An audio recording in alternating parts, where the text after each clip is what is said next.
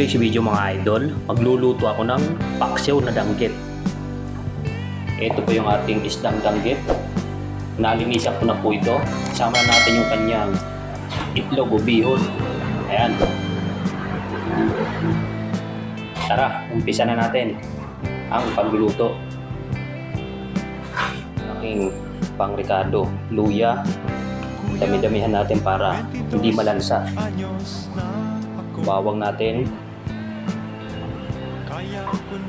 sibuyas, timpla natin ng pechin, asin, at yung ating suka.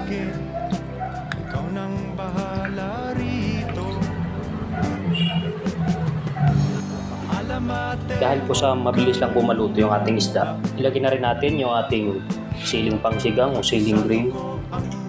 Takpan na po natin. Balang araw sisikat rin ako. Abangan mo na lang sa periodiko.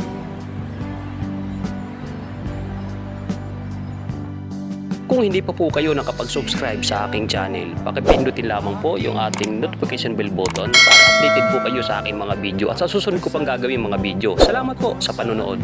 Ako'y babalik